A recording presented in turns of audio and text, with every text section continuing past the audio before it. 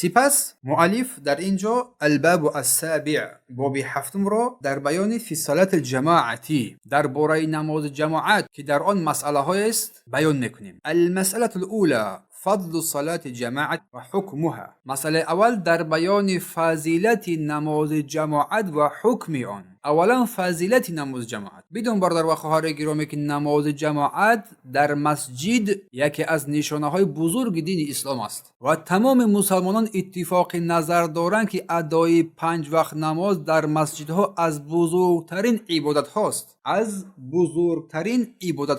الله سبحانه و تعالی برای این امت جمع شوی در وقتهای معین را مشروع گردانیده است که از جمله آنها این نمازهای 5 وقته، نماز جمعه، نماز عیدین، 2 عید قربان و عید رمضان و نماز کسوف که آفتاب گرفته می شود با جماعت ادا کرده می شوند. و از همه بزرگترین و مهمترین این جماعت ها جمع شوی در روز عرفه که نشان دهنده وحدت امت اسلامی در عقیده، در عبادت و در شعارهای دینی اشون میباشند و این جمع شوی های بزرگ برای فایده مسلمانان مشروع گردانده شده است که در این جمع آمدها مسلمان ها با یکدیگر رابطه برقرار میکنند، از حال و احوال همدیگر با خبر شده میپرسند و کارهای دیگری که با امت اسلامی با وجود اختلاف قوم و قبیله هایشان مهم است که اینها را انجام بدهند. چگونه که الله سبحانه و تعالی میفرماید یا ایها الناس انا خلقناکم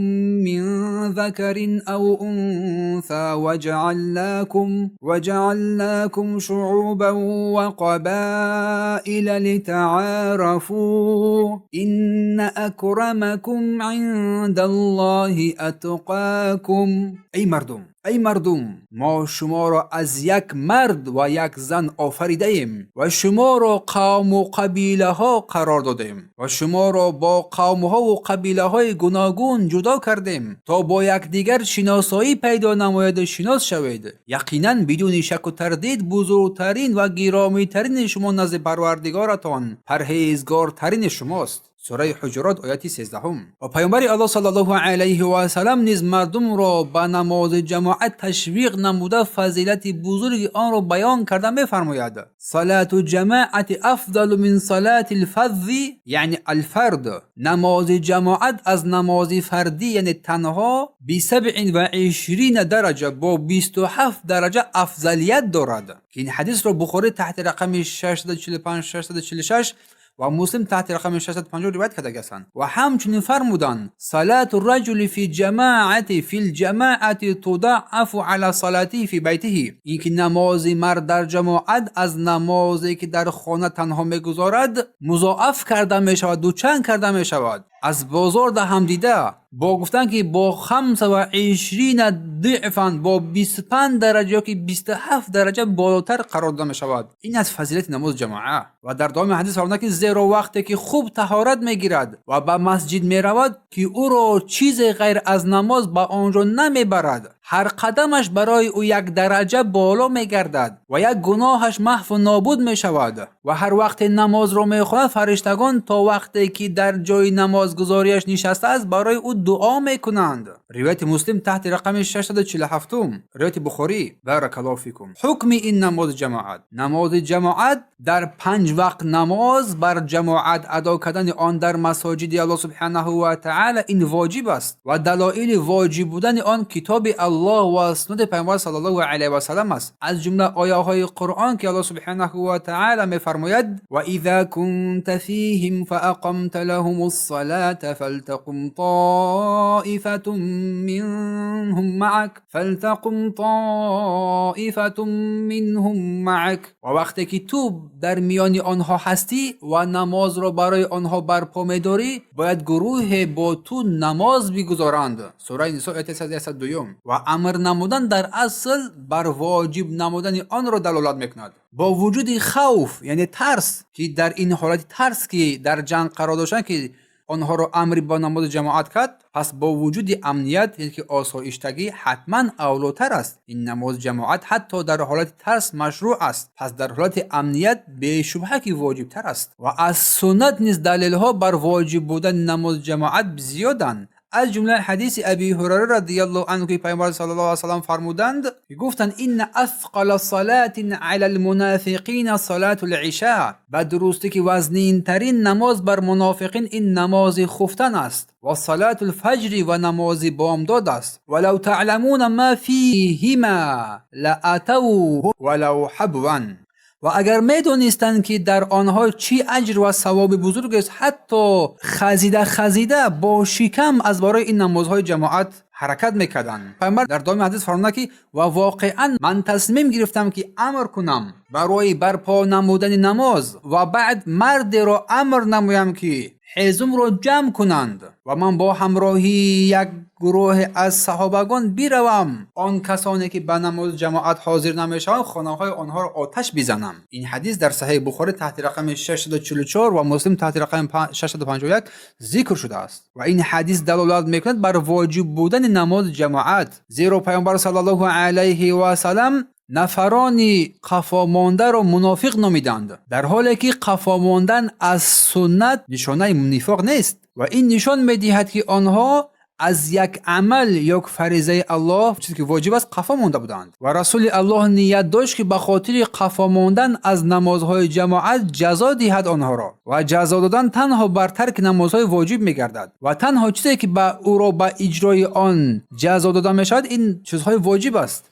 و تنها چیزی که او را از اجرای این جزا بازداشت این بود که با آتش جزا دادن نمی شود، تنها الله با آتش جزا می دهد و گفته شده است که او صلی الله علیه و سلم از این کار بازداشت، یعنی که از آتش زدن خانه آنها، زیرا در خانه ها زنان و کودکان هستند که با نماز جماعت برای آنها واجب نیست. و از جمله دیگر دلیل ها یک مردی که کور بود و راه بلد نداشت که او را به نماز برد، از پیامبر صلی الله علیه و سلم اجازت خواست که در خانه اش نماز خواند. پیامبر صلی الله علیه و سلم گفت اتسمع الاذان، آیا صدای اذان را میشنوی؟ گفت بله. پیامبر فرمود عجب لا اجد لك رخصه، پس بر نماز جواب بده، بر اذان جواب بده، با نماز جماعت بیرو، یعنی من برای تو هیچ رخصت نمیبینم. این حدیث مسلم تحت رقم 653 روایت کردند. و همچنین پیامبر صلی الله علیه و سلم فرمودند من سمع النداء فلم یجب، هر کسی که ندای اذان را میشنود جواب نمیدهد به نماز حاضر نمیشود، لا صلاه له الا من عذر، نمازش در خانه گفتن درست نمیگردد مگر که با عذر باشد. روایت ابی داود تحت رقم 550 و ابن ماجه تحت رقم 719 و حاکم نیز همچنین این را روایت کردند. با شرط بخاری و مسلم این حدیث را البانی صحیح گفتند در صحیح ابن ماجه تحت رقم 655. و همچنین قول ابن مسعود رضی الله عنه که فرمودند لقد رأیتنا و ما يتخلف عنها الا منافق معلوم النفاق. ابن مسعود میگه که ما در زمان پیامبر صلی الله علیه و سلم کسانی که به نماز حاضر نمیشدند ما آن را نفاق آنها را نفاق معلوم، نفاقش معلوم است. یعنی که ابن مسعود میگه که ما در زمان پیامبر صلی الله علیه و سلم کسی که به نماز جماعت حاضر نمیشد میگه که تنها منافقی که نفاقش معلوم بود حاضر نمیشد، از نماز جماعت قفا میماند. این حدیث مسلم تحت رقم 652 روایت کرده است. پس نماز جماعت بر مردان واجب است ولی بر زنان و کودکان و نابالغان واجب نیست، زیرا پیامبر صلی الله علیه و سلم فرمود که بیوتهن خیر لهن، خانه های آنها برایشون بهتر است از مسجدها دیده، که این حدیث را ابی داود و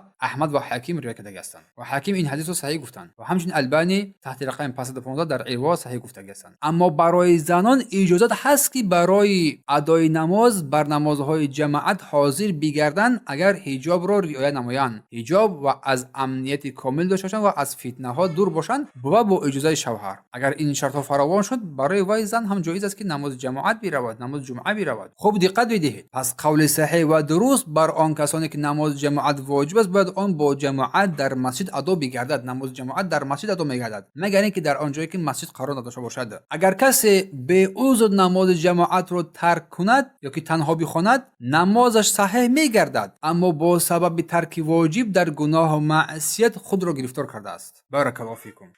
مسئله دوم، اذا دخل رجل مسجد وقد صلى هل يجب عليه ان يصلي مع جماعه الصلاه التي قد صلاها؟ اولا اگر مرد به مسجد درآید که الکی نماز را در خانه خوانده است یا که در جای دیگری خوانده است، آیا برای وی واجب است که با این جماعت خوش شود و نماز را ادا نماید؟ نه، واجب نیست، ولی خوب است، یعنی سنت است که نماز را با جماعت ادا نماید. اولین نمازی که خوانده بود آن فرض است و دوم نمازی که با جماعت میخواند این نماز نفل اختیاری حسابیده می شود. چون پیامبر صلی الله علیه و سلم با ابو ذر گفتند که صلی صلات لوقتها، نمازها را در وقتهایش ادا کن. با سوی ابو ذر گفتند فان ادرکتم معه فصلی فانها لك نافله. گفتند در بیانی وقتی که پادشاهان زمان میشه که پادشاهان خواهند بود که نماز را در میخوانند، گفت تو نمازت در وقتش ادا بکن، بخوان، ولی اگر باز هم با آنها رسیدی همراه آنها نماز را ادا نما، این برای تو نافله می شود. روایت مسلم تحت رقم 648.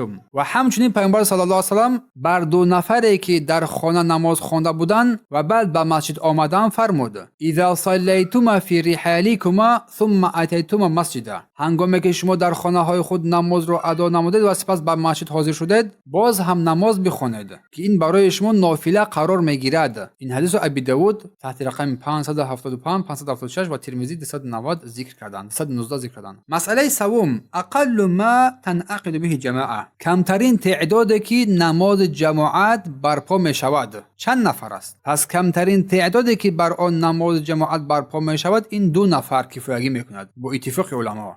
چون پیامبر صلی الله علیه و سلم به مالک ابن حویرث گفتند اذا حضرت الصلاه فاذن، گفتند وقتی که نماز حاضر شد پس اذان بگوید، یکی از شما اذان بگوید و بزرگترین شما امام شود نماز را ادا نماید. بخاری تحت رقم 658 و مسلم تحت رقم 674 ذکر کردند. و مسئله چهارم، بما تدرک جماعه، نماز جماعت با چه چیز درک کرده می شود، یا که با نماز جماعت چگونه می رسد در میابد جماعت را. اگر انسان یک رکعت از نماز را با جماعت دریافت کرد نماز جماعت را دریافت کرده است. اگر هنگام رکوع با امام بپیوندد و بدون شک در رکوع آرام بگیرد رکعت را دریافت کرده است. چون پیامبر صلی الله علیه و سلم فرمودند اذا جئتم الى الصلاه و نحن سجود فاسجدوا، گفتند هنگامی که شما به سوی نماز آمدید و ما را در سجده دریافتید پس سجده نمایید. آن رکعت در این حالت حسابیده نمیشد، گفتند در حالت سجده.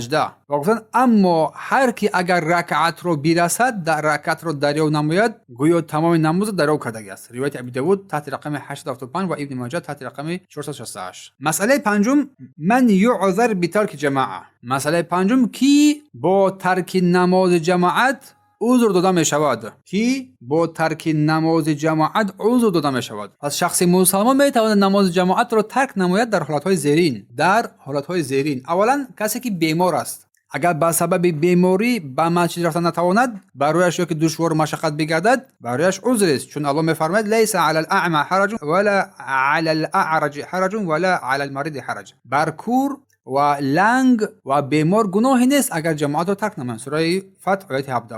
و همچنین وقتی که پیامبر صلی الله علیه و سلم بیمار شدند به مسجد و جماعت نتوانستند بروند، گفتند مروا ابابکر فلیصلی بالناس، گفتند ابوبکر را امر نمایید که نماز مردم را بگذارد. صحیح بخاری تحت رقم 713 و مسلم تحت رقم 418. و ابن مسعود رضی الله عنه فرمودند که ولقد رأيتنا وما يتخلف عنها الا منافق علم نفاقه او مريض، یکی ما چنین میدیدیم در عهد پیامبر صلی الله علیه و سلم که از نماز جماعت تنها کسی حضور نمیکند که یا که منافق است که نفاقش معلوم است یا که بیمار. روایت مسلم تحت رقم 654. و همچنین کسی که میترسد که بیمار میشود یا که ترسی شکنجه یا که یگام جای در قرار داره که به مسجد رفتن برایش یگام مشکلی پیدا میکند، ایجاد میکند. و دوم کسی که هنگامی ادای نماز نیاز به قضای حاجت دارد، یا کسی که طعام آماده شدگی است، برداشته شدگی است و گرسنه است و اشتیاق خوردن را دارد، از آن لقمه باید کمی بخورد. چون در حدیثی که عایشه رضی الله عنها روایت کرده هستند لا صلاه بحضرة الطعام ولا هو يدافع الاخبثين، نماز نخوانید وقتی که خوراک بر پیش شما حاضر شده است و همچنین هنگامی که شما نیاز بر قضای حاجت دارید. روایت مسلم تحت رقم 560. و همچنین کسی که از گم شدن یا که تلف شدن مالش یا چیزیش میترسد. از حدیث ابن عباس رضی الله عنه اومده است که من سمع نداء فلم یمنعه من متاعه عذر، کسی که ندای اذان را شنید و به ندای اذان لبیک نگفت در حالی که عذر ندارد نماز او پذیرفته نمیشد. گفتند پس مگر با عذر، گفتند در اینجا پس پرسیدند که عذر چیست؟ گفتند ترس یا که بیماری. خوف او المرض، ترس یا بیماری. روایت ابی داود تحت رقم 551. با این لفظ میگن ضعیف است، که با لفظ دیگر صحیح است. و کسی که از ندای اذان میشنود و به نماز حاضر نمیشد به عذر، نمازش قبول نیست گفتن. همچنین هر کی از جان خود، مال خود یا خانواده و فرزندان خود ترسد، این عذر پیدا می شود، چون ترسیدن عذر محسوب می شود. یکی حالتی که باعث آزار رسیدن بنده میگردد، مثل باران یا که لای قدی کوچه لای است، یا که برف سخت، خنکی سرد، یخ، شمال سخت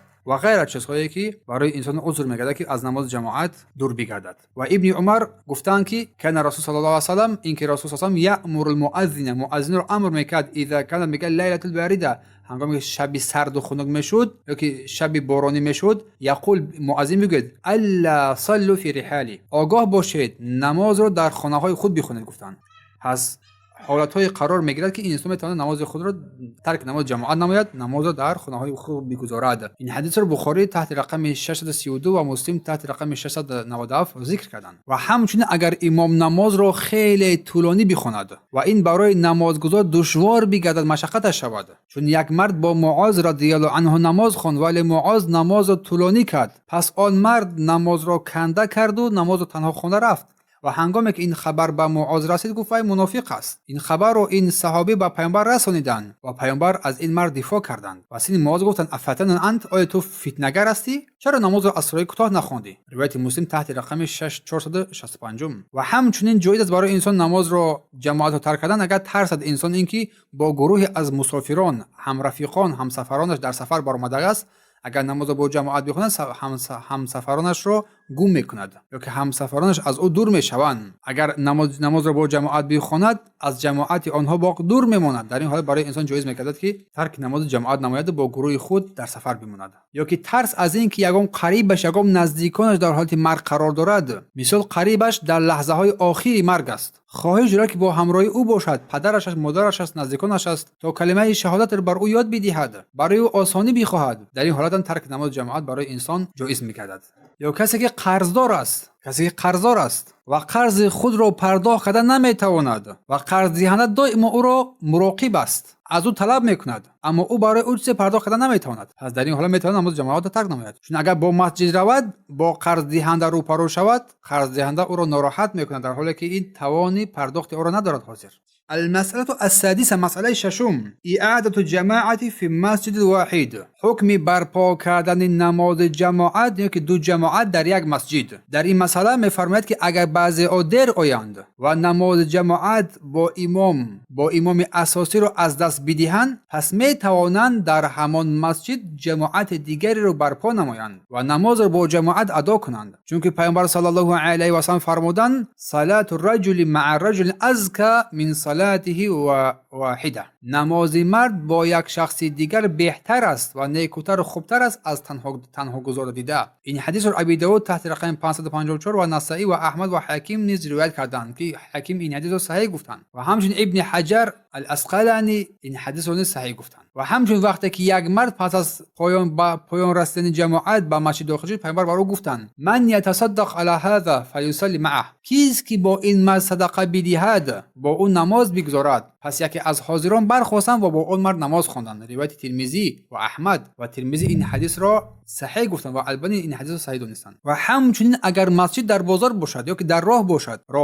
راهگذر، جایهای راهگذر، پس در آنجا برپا کردن یک چند جماعت بعد آن که جماعت اول به اتمام رسید با دو مردم جمع میشن، جماعت دیگر میخوانند و غیره و غیره، این هم جایز و رواست، اشکال ندارد. اما در همان مسجد دو یا بیشتر از جماعت شود در یک وقت، این جایز و روا نیست، این حرام است، چون این از تعلیمات رسول است، از تعلیمات صحابه نیست، چون این کار باعث پراکندگی مسلمان‌ها میگردد و مردم را تنبل میکند از حاضر شدن به نمازهای جماعت، شرکت نمودن در نمازهای جماعت دائمی با امام. حتی ممکن است که سبب شود که نماز انسان در نمازش بے پروایی نماید و تنبلی نماید، العوذ بالله، در گناه و در معصیت خود را گرفتار نماید. المسألة السابعة، مسئله هفتم، حکم الصلاة اذا اقیمت الصلاة مکتوبه، حکم خواندن نماز وقتی که اقامه نمازهای 5 وقته گفته می شود. اگر مؤذن برای نماز فرض یعنی جماعت اقامت کند، اقامت بگوید، اقامت را آغاز نماید، پس برای هیچ نفری از مردم دیگر جایز نیست که نماز دیگری بخواند از نمازهای نافله. دیگر برای شخص جایز نیست، چون پیامبر صلی الله علیه و سلم فرمودند اذا اقیمت الصلاة فلا صلاة الا مکتوبه. هنگامی که اقامه نمازهای فریضه شد دیگر هیچ نماز نیست مگر این نمازهای فریضه. روایت مسلم تحت رقم 710. و همچنین پیامبر صلی الله علیه و سلم مردی را دیدند که هنگام اقامت نماز صبح نفل میخواند، پیامبر با او گفتند اتصال صبح اربعا، آیا نماز صبح را 4 رکعت میخوانی؟ روایت مسلم تحت رقم 711. اما اگر شخص پیش از آغاز شدن اقامت نماز نفل را آغاز کرده باشد، پس میتواند نمازش را کوتاه و سبک انجام بدهد تا به تکبیر تحریمه نماز فرض برسد و زود خود را با نماز جماعت حاضر کناند. و بعضی از علما در این مورد گفتند که اگر هنگام اقامت در رکعت اول باشد باید نماز را قطع کند. مثلا تو رکعت اول در هستی که اقامت شد، نماز را قطع کرده رفته در جماعت حاضر میشوی. اما اگر در رکعت دوم باشد گفتن نماز سبکک به اتمام برساند، سپس با امام بپیوندد. بارک الله فیکم. این است بیان مسئله نماز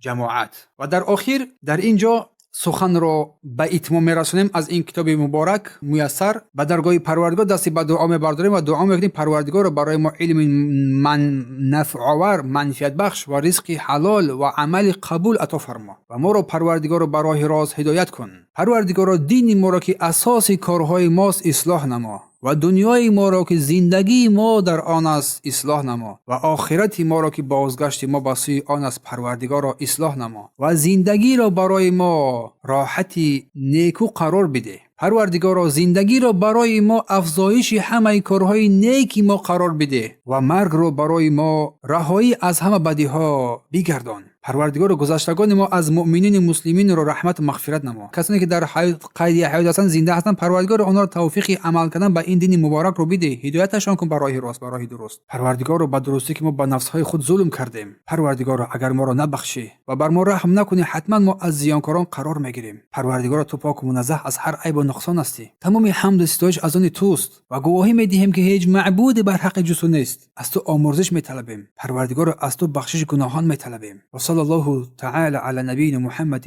و علی آله و صحبه اجمعین. سبحانك اللهم و بحمدك اشهد ان لا اله الا انت استغفرك و اتوب الیه.